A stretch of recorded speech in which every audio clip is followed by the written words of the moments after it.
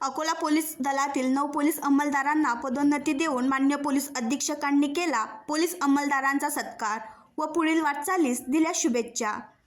Police अधीक्षक अकोला श्री बच्चन सिंग यांनी 4 police हवालदार यांना सहाय्यक पोलीस उपनिरीक्षक व 5 पोलीस नाईक यांना पोलीस हवालदार असे एकूण 9 पदोन्नतीस पात्र अंमलदारांच्या पदोन्नतीचे आदेश दिल्यानंतर पदोन्नती झालेल्या पोलीस अंमलदार यांचा सहकुटुंब सत्कार सोहळ्याचे आयोजन करण्यात आले होते।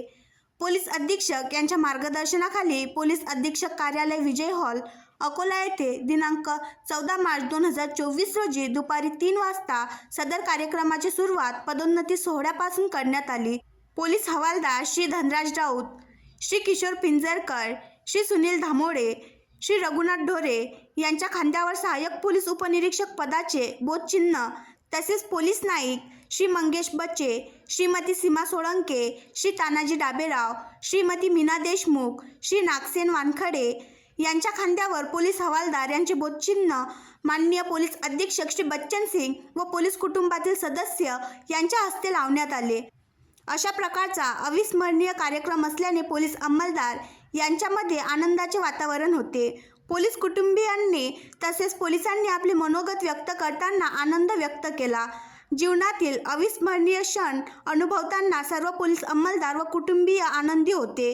अशा प्रकारच्या कार्यक्रमामुळे एक ऊर्जा पोलीस अंमलदार यांना मिळाली।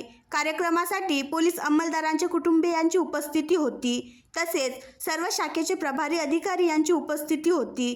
सदरचा कार्यक्रम यशस्वी करण्याकरिता राखीव पोलीस निरीक्षक श्री गणेश जुमनाके यांनी मेहनत घेतली, तर कार्यक्रमाचे आभार प्रदर्शन प्रमुख पोलीस उपअधीक्षक श्री विजय नापडे यांनी केले। सूत्रसंचालन पोलीस हवालदार श्री गोपाल मुकुंदे यांनी केले।